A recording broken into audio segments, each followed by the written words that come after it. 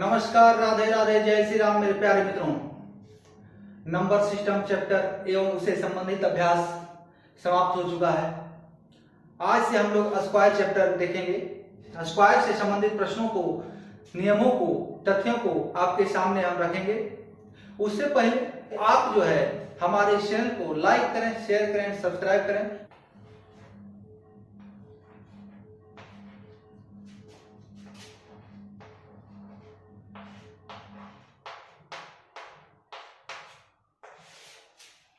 मेरे प्यारे मित्रों, स्क्वायर में हम लोग देखेंगे, हम लोग जानेंगे कि स्क्वायर कैसे निकाला जाता है। 1 से 9 तक का स्क्वायर तो आप आसानी से भी बच्चे को भी याद होगा। 1 का स्क्वायर 1, 2 का स्क्वायर 4, 3 का स्क्वायर 9, 4 का स्क्वायर 16, 5 का स्क्वायर 25, 6 का स्क्वायर 36, 7 का 49, 8 का 64, 9 का 81 और 10 का 100। लेकिन मैं तो ऐसे बार बार सभी मित्रों से यही आग्रह करता हूं कि आप जो है कम से कम 100 तक के स्क्वायर को रट लें। आपको भविष्य में एग्जाम्स में इससे ज्यादा के स्क्वायर की जरूरत नहीं पड़ता है, इससे अधिक के स्क्वायर की आवश्यकता नहीं पड़ती है। रेयर केसेस में इससे अधिक के स्क्वायर की आवश्यकता पड़ती है। अब आप नहीं हो पा रहा आपसे याद, तो हम उसको याद करवाएंगे, हम उसको आपको प्रैक्टिस करवाएंगे। अगर याद नहीं हो रहा है तो आपको वो कौन सा ट्रिक हम बताते हैं जिससे कि आप उसका स्क्वायर आसानी से निकाल सकते हैं। ठीक है, तो आइए हम लोग देखते हैं कि स्क्वायर के बारे में आपको क्या क्या जानना है। कुछ तथ्य हैं, उससे पहले हम लोग देखते हैं। 1 का स्क्वायर इक्वल टू 1, 2 का स्क्वायर इक्वल टू 4, 3 का स्क्वायर इक्वल टू 9, 4 का स्क्वायर इक्वल टू 16, 5 का स्क्वायर इक्वल टू 25, 6 का स्क्वायर इक्वल टू 36, 7 का स्क्वायर इक्वल टू 49, 8 का स्क्वायर इक्वल टू 64,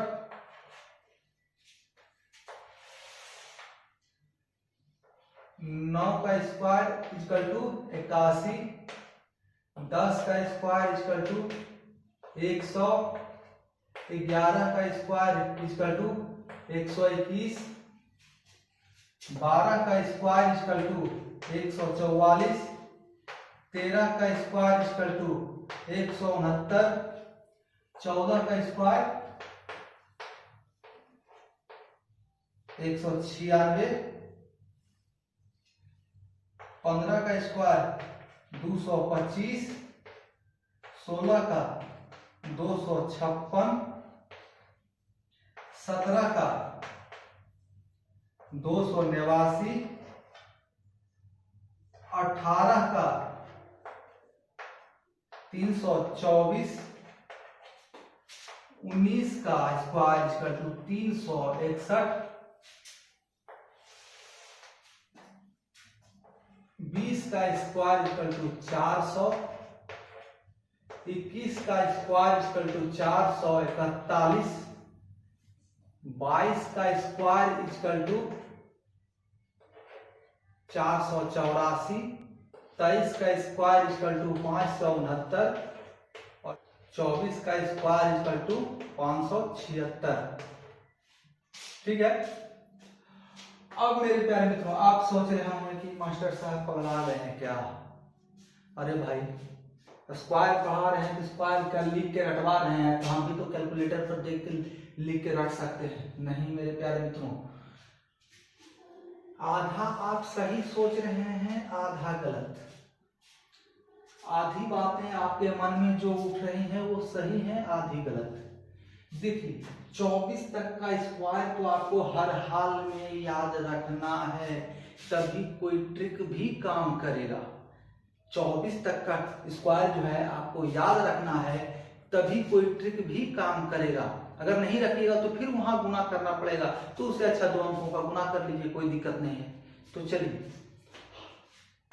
एक चीज में आप गौर कीजिए, 1 का स्क्वायर 1, 2 का स्क्वायर 4, 3 का स्क्वायर 9, 4 का स्क्वायर 16, 5 का स्क्वायर 25, 6 का स्क्वायर 36, 7 का 49, 8 का 64, 9 का 81, 10 का 100।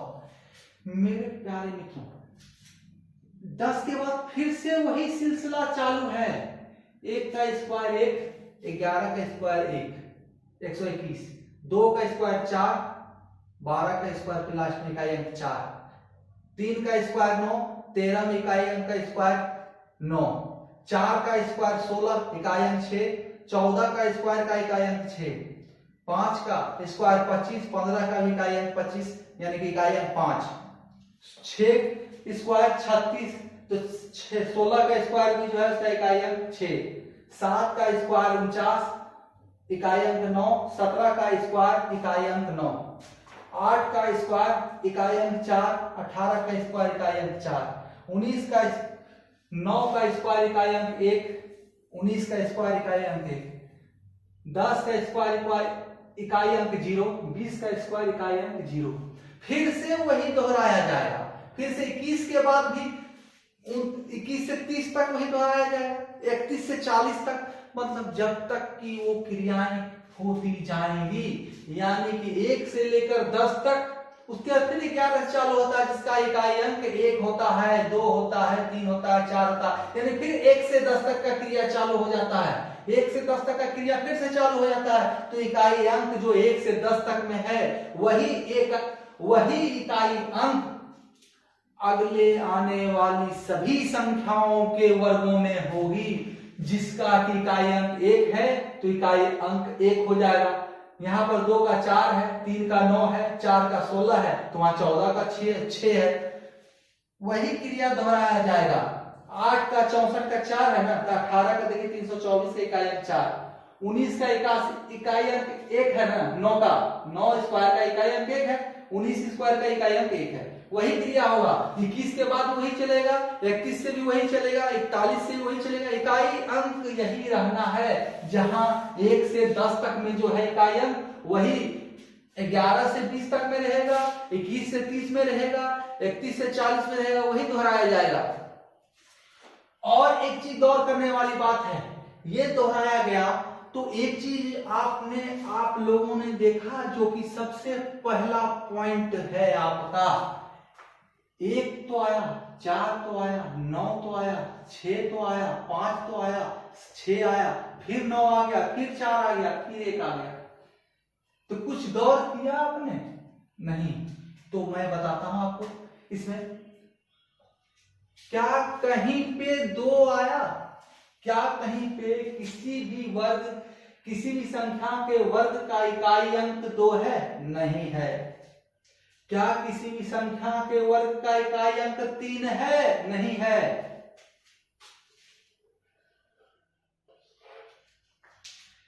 क्या किसी भी संख्या के इकाई अंक 7 है?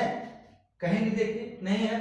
1 से 10 तक में नहीं है, तो 11 से 20 तक में भी नहीं होगा, 21 से 30 तक में भी नहीं होगा, 31 से 40 तक में कहीं भी नहीं होगा, कहीं भी नहीं, क्योंकि यही सारा 1 से 10 तक का जो इकाई अंक है वही फिर क्रिया आगे भी चलते जाता है। तो 7 भी आपका कहीं नहीं है, यानी कि 2 3 7 ये एक ऐसा संख्या है, ये एक ऐसा संख्या है जो किसी भी पूर्ण वर्ग का इकाई अंक नहीं हो सकता है। पूर्ण वर्ग ये वाला हुआ, ये संख्या है, इसका वर्ग निकाला गया तो ये पूर्ण वर्ग है, इसका पूर्ण वर्ग ये है। तो किसी भी संख्या का पूर्ण वर्ग का इकाई अंक 2 नहीं हो सकता है, 3 नहीं हो सकता है, 7 नहीं हो सकता है, 8 है कहीं? क्या 8 मिल रहा है? 8 भी नहीं होगा, 8 भी नहीं होगा। 8 ये 4 ऐसे अंक हैं, ये 4 ऐसे अंक हैं जो किसी भी पूर्ण वर्ग का इकाई अंक नहीं हो सकता है। तो क्या है? 2 3 7 8 किसी भी, यहां संख्या जोड़ दो भैया, संख्या 2 3 7 8 किसी भी पूर्ण वर्ग का इकाई अंक नहीं हो सकता है।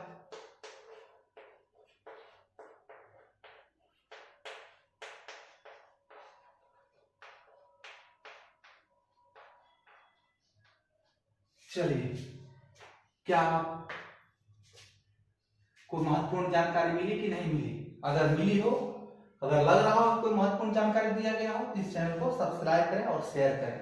चलिए, अब देखिए, एक चीज और विशेषता है इसमें गौर करने वाली बात, ये 10 का जो स्क्वायर है, ये 10 का जो स्क्वायर है पूर्ण वर्ग, कभी भी सिंगल में नहीं आएगा। ये 0 जो है पेयर में होगा।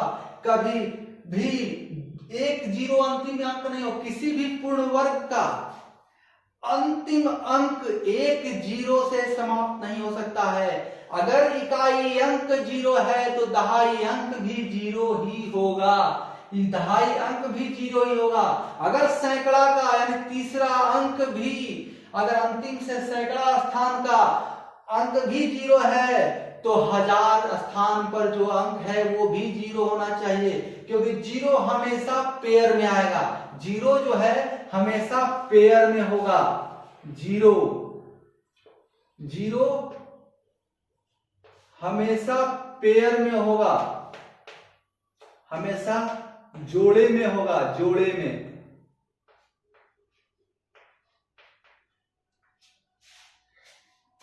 किसी भी पूर्ण वर्ग संख्या में 0 हमेशा जोड़े में होगा। जैसे कि आप एग्जाम्पल के तौर पर ले लीजिए, और देखिए पूर्ण वर्ग हो चाहे नहीं उससे कोई मतलब नहीं है, लेकिन हम आपको एग्जाम्पल दे रहे हैं।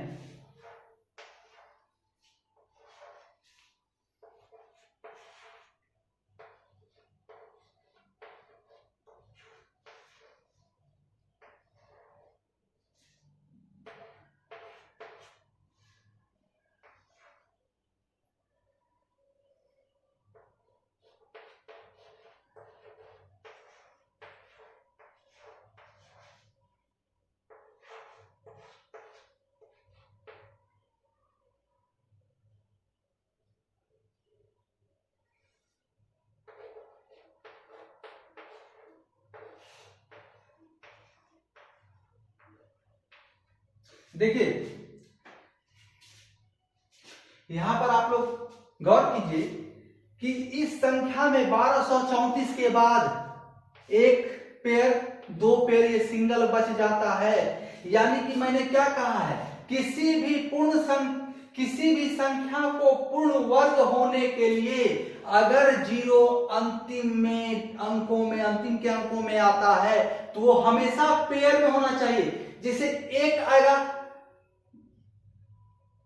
सिंगल बच गया, नहीं होगा, पेयर में। 2 आया, फिर 2 आया, 4 हो गया, एक 5वां हो गया, तो ये कभी भी आपका पूर्ण वर्ग नहीं हो सकता है। आप इसको इस तरह से ले सकते हैं, आप इसको इस तरह से ले सकते हैं, 2 2 4, ये सिंगल बच गया, तो ये कभी भी पूर्ण वर्ग नहीं हो सकता है। ये संख्या हमेशा पेयर में होना चाहिए, या तो 2 होना चाहिए, 4 होना चाहिए, 6 होना चाहिए, 8 होना चाहिए, हमेशा सम संख्याओं में, सम संख्या के अंकों में होना चाहिए। यहां पर देखिए, एक पेयर है लेकिन इसका पेयर नहीं है, तो ये खत्म हो जाएगा, ये भी खत्म, ये भी पूर्ण वर्ग नहीं होगा, ये भी पूर्ण वर्ग नहीं होगा। लेकिन ये देखिए, और ये दोनों यहां पर दोनों जोड़े में है, 2 0 2 0 4 0, यानी कि 2 पेयर है 0 के, 2 पेयर है 0 के, यानी कि ये वाला जो है पूर्ण वर्ग हो जाएगा हमारा। उसके बाद ये देखिए, 1 जोड़ा, 2 जोड़ा, 3 जोड़ा, यानी 3 पेयर है, 3 जोड़े हैं, तो ये भी एक पूर्ण वर्ग हो जाएगा। ये पूर्ण वर्ग हो जाएगा, क्योंकि सिंगल नहीं होना चाहिए, कहीं भी ये पेयर टूटना नहीं चाहिए। अगर संख्या के अंतिम अंकों में अगर 0 हो तो वो पेयर में होना चाहिए, हमेशा सिंगल नहीं होना चाहिए, सम संख्याओं के अंकों में होना चाहिए। तो अगर एक सिंगल 0 है, 3 0 है, 5 0 है, 7 0 है, यानी विषम संख्याओं के अंकों में, विषम संख्या के अंक कहने से मतलब है 3 0 है, 1 2 3, विषम संख्या हो गया, 3 है उसका अंक में है, 1 2 3 में है, तो नहीं चलेगा। ये हमेशा सम होना चाहिए। ये संख्या जो है, अंकों की संख्या है, सम होना चाहिए, जीरो का सम होना चाहिए। 1 2 3 4 होना चाहिए, 3 नहीं चलेगा, 5 नहीं चलेगा, 6 जीरो होना चाहिए, तभी ये अंक, ये संख्या पूरी की पूरी संख्या पूर्ण वर्ग हो सकता है। तो पूर्ण वर्ग होने का क्या कंडीशन हो गया? पहला कंडीशन है उस संख्या का इकाई अंक 2 नहीं हो सकता है, 3 नहीं हो सकता है, 7 नहीं हो सकता है, 8 नहीं हो सकता है। उसके दूसरा में क्या है? जीरो जब भी होगा संख्या का संख्या के अंतिम अंकों में, तो हमेशा पेयर में होगा। इकाई में है तो दहाई में भी होगा, सैकड़ा में है तो हजार में भी होगा। ठीक है, पेयर टूटना नहीं चाहिए जीरो का। उसके तीसरा देखिए, तीसरा गौर करने वाली बात यह है, तीसरा पॉइंट हमारा ये है,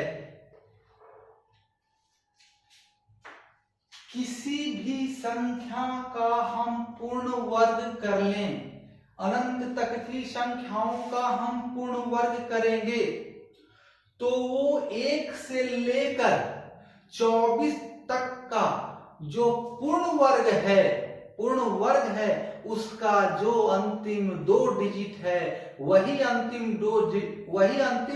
दो डिजिट अनंत तक की संख्याओं के पूर्ण वर्ग में भी होगा। तो क्या है? किसी भी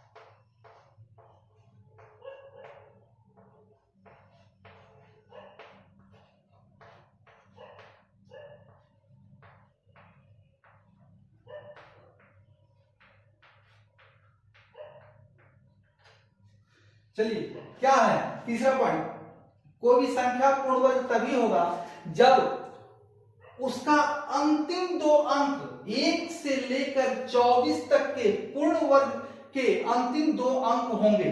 यानी कि कहने का तात्पर्य यह है, किसी भी संख्या का अंतिम 2 अंक, किसी भी कोई पूर्ण वर्ग संख्या है, कोई भी पूर्ण वर्ग संख्या है, उसका अंतिम 2 अंक जो है, ये 1 से लेकर 24 तक के वर्गों का जो अंतिम 2 अंक है वही होगा। मतलब कि 01, 04, 09 कर सकते हैं। मतलब कि ये से यहां से लेकर 1 से लेकर 24 तक का जो अंतिम 2 अंक है संख्या का, पूर्ण वर्ग का अंतिम जो 2 अंक है, वही अंतिम 2 अंक अनंत तक की संख्याओं के पूर्ण वर्ग में भी होगा। यानी कोई भी पूर्ण वर्ग है तभी होगा जब उसका अंतिम 2 अंक भी इन्हीं में से होगा। 1 से लेकर 24 तक में जो है अंतिम 2 अंक, वही अंतिम 2 अंक उन संख्याओं में भी होना चाहिए, तभी वो संख्या पूर्ण वर्ग होगा। चलिए चौथा पॉइंट है,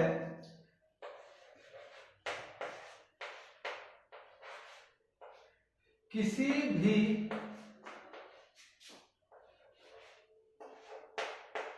पूर्ण वर्ग सम संख्या, पूर्ण वर्ग सम संख्या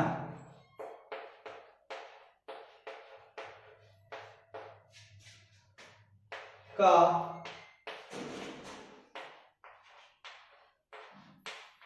अंतिम 2 अंक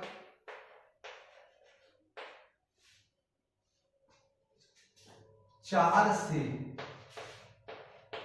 विभाजित होगा।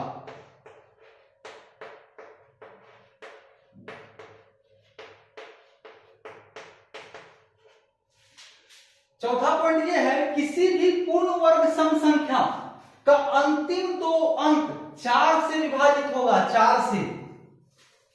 4 से विभाजित होगा।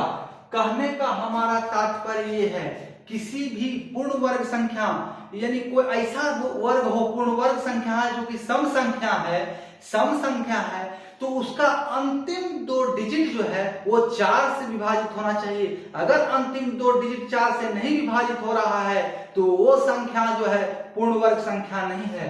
चलिए इतना तक तो सबको बताते हैं, लेकिन इसके पीछे कारण क्या है? इसके पीछे कारण क्या है, आइए हम लोग ये जानते हैं।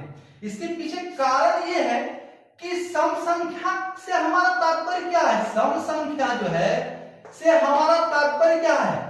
इसे हमने पिछली क्लास में बताया था, सम संख्या क्या होता है। जब हम नंबर सिस्टम पढ़ा रहे थे आपको, तो उसमें बताया था सम संख्या क्या है। तो सम संख्या से हमारा तात्पर्य है 2 या 2 का गुणज, 2 या 2 का मल्टीपल, 2 या 2 का मल्टीपल, यानी 2 या 2 का गुणज, वही संख्या सम संख्या होगा। तो 2 का गुणज कर रहा है। अब सम वर्ग वैसा वर्ग, पूर्ण वर्ग वैसा जो कि सम हो, पूर्ण वर्ग जो कि सम है, पूर्ण वर्ग जो है सम संख्या है। सम संख्या कब होगा? सम संख्या का वर्ग ही सम संख्या होगा। सम संख्या का स्क्वायर इक्वल टू सम संख्या, विषम संख्या का स्क्वायर इक्वल टू विषम संख्या का स्क्वायर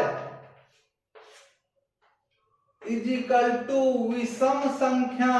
अपने मनों में भी, अपने आत्म मन में भी विचार करें। 1 का स्क्वायर एक विषम संख्या है, उसका पूर्ण वर्ग 1 विषम संख्या। 2 का स्क्वायर 4, 2 सम संख्या, पूर्ण वर्ग भी सम संख्या। 3 का स्क्वायर 9, 3 विषम संख्या, उसका स्क्वायर भी सम संख्या।